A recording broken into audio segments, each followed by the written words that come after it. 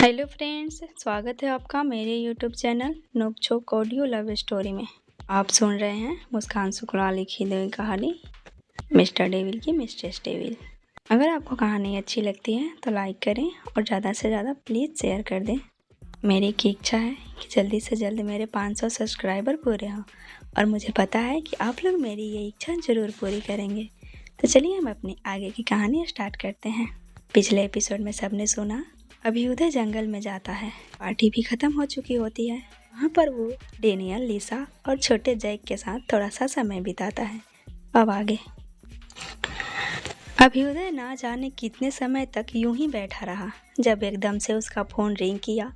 Caller ID पर ऋषभ का number था। उसने कॉल उठाया और उधर से ऋषभ ने कुछ बोला, जिसे सुनकर अभ्युदय ने केवल हाँ कहा और फोन को डिस्कनेक्ट कर दिया। चांद की रोशनी जंगल में अपनी चमक बिखेर रही थी।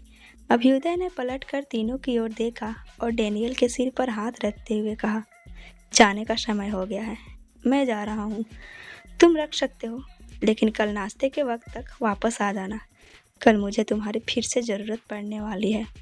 उसकी बात पर डेनियल ने सर घुमाकर उसकी ओर देखा, फिर उठकर खड़ा हो गया।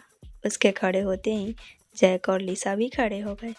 अभ्युदय उठ खड़ा हुआ और जैक उसके पैरों से लिपट गया। अभ्युदय ने उसे अपनी गोद में उठाया और उसके सफ़ेद बालों में हाथ फेरते हुए उसके सर को अपने होठों से छू लिया। जैक की आंखों की चमक बढ़ गई। अभ्युदय ने उसकी चमकती आंखों में देखते हुए कहा, तुम्हें मैंने किसी और मकसद के लिए चुना है, इसलिए खुद को तैयार कर लो। वक्त आने पर तुम्हें भी सबके सामने आना होगा। उम्मीद है कि तुम मुझे निराश नहीं करोगे। अभ्युदय के लहजे में गंभीरता थी। जैक की आंखों की चमक बढ़ गई और उसने अपना पंजा उसके गाल पर रख दिया। अभ्युदय ने हल्के से उसके सर को थपथपाया और उसे नीचे उतार दिया। उसके बाद अंधेरे में मेंशन की तरफ बढ़ गया। तीनों अपनी चमकती आंखों से उसे जाते हुए देख रहे थे। थोड़ी देर बाद तीनों गुफा की ओर चले गए। अभ्युदय अंधेरी रात में ब्लैंक एक्सप्रेशन के साथ बिना किसी भाव के मेंशन की ओर बढ़ रहा था। उसके दिलो दिमाग में अभया का चेहरा और उसकी हरी आंखें, जिनमें अभ्युदय को हमेशा पहले दिन से ही अपने लिए एहसास नजर आ रहे थे। और इन दिनों तो उसे अभी आंखों में एहसासों का समुंदर दिखता था। ऐसा नहीं था कि अभ्युदय को शब्दों की जरूरत थी, उसे लोगों का चेहरा और आंखें पढ़ना बखूबी आता था। फिर अभया तो उसकी वाइफ थी, उसकी आंखें पढ़ना कोई बड़ी बात नहीं थी। अभ्युदय के दिमाग में पता नहीं क्या चल रहा था। खैर, अपनी सोच में गुम वो कब मेंशन तक पहुंच गया उसे अंदाजा भी नहीं हुआ। मेंशन को देख अभ्युदय ख्यालों से बाहर आया और दरवाजे की तरफ बढ़ गया। इधर जैक के कमरे का माहौल कुछ अलग ही था। जब से वो रूम के अंदर आए थे, कुणाल फोन पर लगा हुआ था। वो यारा के एजेंट से बात करते हुए उसे कुछ जरूरी इंस्ट्रक्शन दे रहा था। हालांकि उन लोगों को मिशन की पूरी जानकारी नहीं थी, पर जितना उन्हें अंदाजा था उस हिसाब से कुणाल कोई रिस्क नहीं ले सकता था। वैसे भी अभ्युदय की टीम की हर मेंबर की सिक्योरिटी की जिम्मेदारी कुणाल के हाथों में ही थी, इसलिए वो पूरी जिम्मेदारी से अपना काम कर रहा था। फोन रखने के बाद कुणाल ने पलट कर देखा, तब जैक गहरी नजरों से उसे ही देख रहा था। उसे इस तरह देख कुणाल ने हकलाते हुए कहा, क्या आप मुझे ऐसे क्यों देख रहे हैं? जैक ने हाथ बांधते हुए कहा, तुम्हें नहीं लगता कि तुम्हें थोड़ा टाइम मुझे भी देना चाहिए? आफ्टर ऑल आज हमारी फर्स्ट नाइट है। कुणाल ने आंखें बड़ी कर उसकी तरफ देखा, फिर लापरवाही से फ़ोन को टेबल पर फेंकते हुए अलमारी की ओर जाते हुए कहा, आई नो, पर मुझे काम ज़रूरी था। यारा के प्लेन लैंड होने से पहले मुझे एजेंट को सब कुछ समझाना था। जैक, मैंने तुम्हारे काम में दखल अंदाजी नहीं की, लेकिन अब तुम्हें अपना पूरा समय मेरे नाम करना होगा। तुम मेरा हक मुझसे छीन नहीं सकते। उसकी बात पर कुणाल ने पलट कर उसकी ओर देखा, मगर फिर अपने कपड़े लेकर बाथरूम की तरफ चला गया। खुद को यूं नज़रअंदाज करता देख जैक की आंखें बड़ी हो गई। उसने बाथरूम की ओर बढ़ते हुए कहा, कुणाल माय बॉय, तुम गलत कर रहे हो। एक बार बाहर आओ, उसके बाद बताता हूँ तुमने मुझे नज़रअंदाज कैसे किया। उसके बाद का कोई जवाब नहीं आया और जैक कुछ पल तक दरवाजे को देखता रहा। उसके बाद चेंज करने के लिए ड्रेसिंग रूम की तरफ चला गया। 5 मिनट के बाद कुणाल बाहर आया। उसने ब्लैक कलर का ट्राउजर और वाइट कलर की ढीली सी शर्ट पहनी हुई थी। उसने चारों तरफ नज़र डाली, लेकिन जैक नज़र नहीं आया।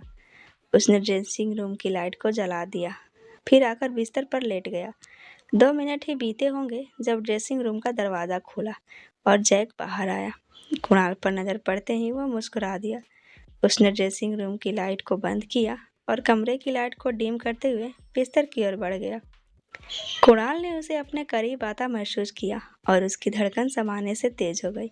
जैक उसके करीब आया और एकदम से उसके दोनों तरफ हाथ रखते हुए उस पर झुककर उसे गहरी नज़रों से देखने लगा। दोनों की नज़र एक दूसरे में उलझी हुई थी और धड़कन सामान्य से तेज थी। दोनों बिल्कुल खामोश थे, मगर नज़रें आपस में बातें कर रही थी। कुछ पल तक यूं ही एक दूसरे को देखने के बाद जैक ने उसकी अंगुलियों में अपनी उंगलियों को फंसाया और उसी पर झुकते हुए उसके पूरे चेहरे को अपने होठों से छूने लगा। कुणाल की धड़कन में रफ्तार पकड़ ली और एकदम से उसकी आंखें बंद हो गई। उसके होठों के करीब आकर जैक ने एक लंबी सांस भरी और उस पर अपनी ग्रिप को मजबूत करते हुए होठों पर झुकने लगा। देखते ही देखते दोनों के बीच का फैसला खत्म हो गया और कमरे का तापमान बढ़ने लगा। न जाने कितने लम्हे बीत गए। कुणाल ने जैक के होठों को काटते हुए उसके सीने को धक्का दिया।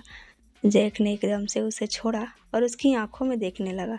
दोनों की सांस ऊपर नीचे हो रही थी, लेकिन नज़र अभी भी एक दूसरे पर टिकी हुई थी। उसे देखते हुए कुणाल ने एकदम से उसकी कॉलर को पकड़ा, उसको अपनी तरफ झुकाते हुए उसके गर्दन पर अपने होंठ रखते हुए धीरे से कहा, I want to love you. उसका इतना बोलना ही था कि जैक के होठों पर मुस्कान आई और वो पूरी तरह से कुणाल पर हावी हो गया। ऊपर अभ्युदय अपने कमरे में आया। दरवाज़ा हल्का सा सटा था। दरवाज़ा खोलते हुए अंदर दाखिल हुआ। नज़र बिस्तर पर गई। कमरे की लाइट बंद थी, बस बालकनी से रोशनी अंदर आ रही थी। अभ्युदय की नज़र उस मासूम चेहरे पर ठहर गई और कदम उसकी ओर बढ़ गए। वही बिस्तर के पास खड़ा अपनी गहरी गिरे आंखों से उसे निहारने लगा। नज़र उसके चेहरे से होते हुए उसे पूरी तरह से स्कैन कर रही थी। अभ्युदय बिस्तर पर उसके सिरहाने बैठा और अपना हाथ उसके गालों पर रख धीरे धीरे अंगूठे से सहलाते हुए खामोशी से उसे देखने लगा। नींद में ही उसके एहसास से अभया के होठों पर मुस्कान और चेहरे पर सुकून नजर आने लगा। अभ्युदय के चेहरे के भाव बदले और आंखें पहले से ज्यादा गहरी हो गई। न जाने किस एहसास के तहत अभ्युदय उसके करीब आया और उसके माथे फिर उसके पूरे चेहरे को अपने होठों से छूने लगा और आखिर में उसके होठों पर आकर ठहर गया। उसने हल्के से उसके होठों को अपने अंगूठे से सहलाया और एकदम से उसके दिल की धड़कन बढ़ गई। अभ्युदय एकदम से बेचैन हो गया और उसके और करीब होते हुए उसके पास ही लेट गया। उसने अपने एक हाथ को बिस्तर पर टिकाते हुए दूसरे को उसके गालों से सहलाते हुए उसे पर झुका और एकदम से अभया के गर्दन पर अपने होंठ रख दिए। वह बेहद सॉफ्टली उसे किस कर रहा था। अभया गहरी नींद में थी। आज दिन भर की थकान के कारण शायद चैन से सो रही थी। उसे एहसास नहीं हुआ कि अभ्युदय उसके इतने करीब होगा। अभ्युदय तब तक उसे इसी तरह महसूस करता रहा जब तक उसके बेचैन दिल को सुकून नहीं मिला और आखिर में उसे अपनी बाहों में समेटते हुए उसके बालों को अपने होठों से छू लिया। उसने भी उस पर अपनी पकड़ को मजबूत किया और उसके सीने में अपने सर को छुपा लिया। अभ्युदय का चेहरा अभी भी इमोशनलेस था और आंखें पहले से भी गहरी। कुछ सोचते हुए उसने भी अपनी आंखें बंद कर ली। चांद की रोशनी दोनों के चेहरे पर पड़ रही थी। अगली सुबह अभया की आंखें खोली। नज़र सामने गहरी नींद में सो रहे अभ्युदय पर गई और एकदम से होठों पर बड़ी सी स्माइल आ गई। कुछ पल यूं ही उसे देखते रही, फिर आगे बढ़कर उसके चेहरे पर हाथ फिराते हुए उसके माथे को अपने होठों से छूते हुए बोली, गुड मॉर्निंग मिस्टर राणा। तभी उसे अपनी कमर पर तेज पकड़ का एहसास हुआ और एक झटके के साथ अभ्युदय उसके ऊपर आ गया। उसने एक तरफ अपनी बाजू का घेरा बनाया और उसके चेहरे पर बिखरे बालों को दूसरे हाथ से हटाते हुए उसकी हरी आंखों में देखते हुए कहा, I am not a kid. आप मुझे इस तरह से मॉर्निंग विश नहीं कर सकती। Let me C you. अभया अपनी बड़ी बड़ी पलकें झपकाते हुए उसकी ओर देख रही थी। अभ्युदय की बात को उसका दिमाग अभी ढंग से समझ भी नहीं पाया जब अभ्युदय ने अपने हाथों को ऊपर की तरफ ले जाते हुए उसके बालों पर अपनी ग्रिप को मजबूत किया और एकाएक गहराई से उसकी आंखों में देखते हुए उसके होठों पर अपने होठों को रख दिया। अभया एक पल के लिए हैरान रह गई, लेकिन उसकी ग्रिप को महसूस कर उसकी भी आंखें बंद हो गई। उसने अपने दूसरे हाथ उसकी बालों में ले जाते हुए एक हाथ को उसके पीठ पर मजबूत किया और उसका साथ देने लगी।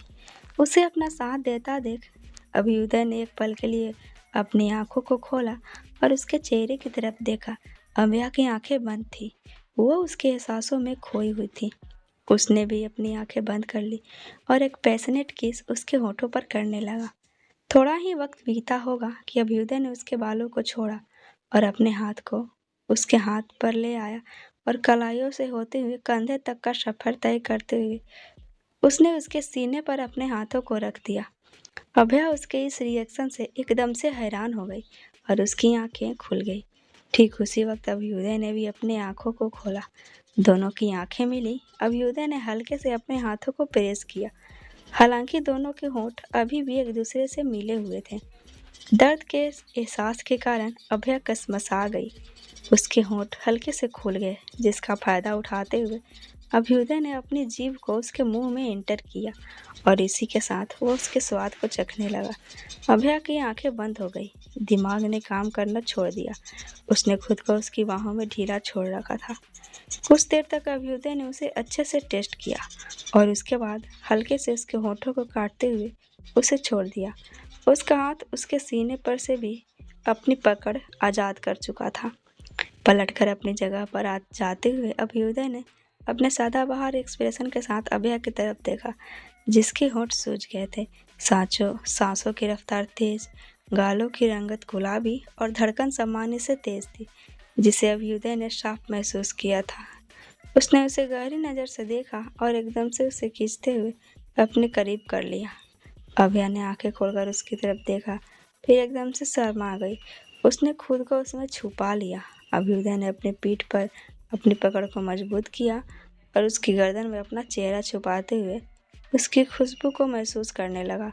दोनों की धड़कन तेज थी और इस वक्त वो खामोशी से एक दूसरे को महसूस कर रहे थे। अभ्युदय ने उसकी गर्दन पर अपने होंठ रखे, जिससे अभया की पकड़ उस पर और मजबूत हुई। कुछ देर यूं ही उसके गर्दन पर अपने होठों को घुमाने के बाद अभ्युदय ने यूं ही उसे थामे हुए कहा, अगर आपने खुद को मेरा बनाने का फैसला कर लिया तो एक बात याद रखिएगा, आपको मुझे छोड़ने की इजाज़त नहीं है, चाहे हालात कैसे भी हो, वक्त कोई भी हो, आप हर वक्त मुझे अपने साथ चाहिए। अगर आपने मुझे छोड़ने या धोखा देने की कोशिश की तो फिर मुझे अभ्युदय से एडीके बनने में ज़्यादा वक्त नहीं लगेगा। बाकी सब कुछ आप पर ही निर्भर करता है। अभया ध्यान से उसकी बातें सुन रही थी। थोड़ी देर तक उसकी बातों को समझने के बाद उसके होठों पर बड़ी सी स्माइल आ गई। भले ही अभ्युदय ने सीधे शब्दों में अपने प्यार का इजहार नहीं किया था, लेकिन उसकी बातों ने कई सारी बातें क्लियर कर दी थी। उसने जिस तरह से पूरे हक के साथ कहा था कि उसे अभ्युदय से दूर जाने की इजाज़त नहीं है, ये इस बात का सबूत था कि अभ्युदय ने उसे एक्सेप्ट कर लिया था। वो बहुत खुश थी।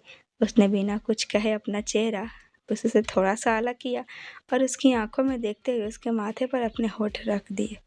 उसकी बातों पर अपनी सहमति जता दी। अभ्युदय उसके इस अंदाज पर कुछ लम्हों तक उसे देखता रहा, फिर उसे छोड़ते हुए उठ खड़ा हुआ। अभया की नज़र अभी भी उसी पर थी। अभ्युदय को भी इस बात का एहसास था, लेकिन अब की बार उसने उसकी तरफ नहीं देखा और अपने कपड़े लेकर बाथरूम की तरफ चला गया। अभया थोड़ी देर तक बाथरूम के बंद दरवाजे को देखती रही, फिर एकदम से उठी और अपने कपड़े लेकर होठों पर शरारती मुस्कुराहट लिए बाथरूम के दरवाजे पर आई।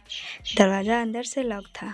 वो दोबारा से ड्रेसिंग टेबल की तरफ गई और वहाँ से मास्टर की निकाल कर वापस से बाथरूम के दरवाजे पर आई। दरवाज़ा अनलॉक करते हुए उसने अपने कदम अंदर रखे और सामने का नज़ारा देख धड़कन फिर सामान्य से तेज हो गई और नज़र सामने ठहरने पर मजबूर हो गई।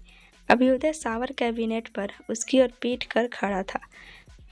उसने अपने दोनों हाथों को अपने बालों में उलझाए रखा था और उसका चेहरा ऊपर शावर की ओर था। वो ट्राउज़र में था और ऊपर की उसकी पूरी बॉडी शर्टलेस थी। उसके चेहरे से होते हुए पानी की बूंदें उसके शरीर पर जगमगाती हुई सी दिखाई दे रही थी। उसकी फिट और एथलेटिक बॉडी अभ्या को अपनी तरफ खींच रही थी। उसे एहसास भी नहीं था कि वो कितने समय से उसे देखे जा रही है। उसकी आंखों में एक अजीब सा इमोशन था और उसकी हरी आंखें किसी एहसास की तरह चमकती हुई सी नजर आ रही थी। अभ्युदय को दरवाजा खोलते ही उसका एहसास महसूस हो चुका था और इस वक्त भी उसकी नजरें खुद पर महसूस कर उसने जोर से बिना उसकी ओर पलटे कहा, अगर नयन सुख की प्राप्ति महसूस कर ली हो तो जरा बताने का कष्ट कीजिए कि जब आपको पता था कि मैं अंदर हूँ फिर आप अंदर क्यों आई। उसकी आवाज़ सुनकर वो अपने सेंस में वापस आई। पहले तो उसकी बात सुनकर घबरा गई, लेकिन अगले ही पल अपने प्लान को याद करते हुए दोबारा से कॉन्फिडेंट हो गई। उसने अपने कपड़े को वहीं रखी सेल्स पर रखा और अपने श्रग के बटन खोलते हुए शावर कैबिनेट की तरफ बढ़ गई। उसे अपने करीब आता महसूस कर अभ्युदय की धड़कन शोर करने लगी और आखिरकार वो पलट गया। इसी के साथ शावर कैबिनेट का दरवाज़ा खुला और उसने अपने कदम अंदर रखे। अभ्युदय के चेहरे से पानी होते हुए उसके सीने और बाकी बॉडी पर फैल रहा था।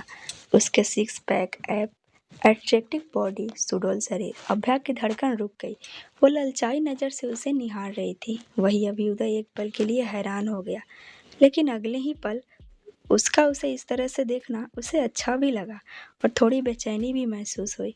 उसने अपने हाथों की मुट्ठी कस ली, पर जब बर्दाश्त नहीं हुआ उसने उसका हाथ पकड़ा और अपने करीब खींच लिया। अभया को ऐसा महसूस हुआ मानो उसकी मुरादी पूरी हो गई। उसने एकदम से अपना एक हाथ उसके शोल्डर पर मजबूत किया और दूसरे हाथ को उसके सीने पर और उसकी बॉडी पर चलाते हुए उसकी ग्रे आंखों में देखते हुए कहा, I want to feel you right now.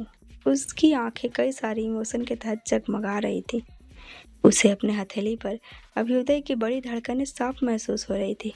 कुछ पल एक दूसरे की आंखों में देखने के बाद उसने उसकी कमर पर अपनी पकड़ को कसा और अपना एक हाथ उसके बालों में ले जाते हुए उसका चेहरा ऊपर उठाते हुए अपने करीब किया और उसके होंठों पर अपने होंठ रख दिए।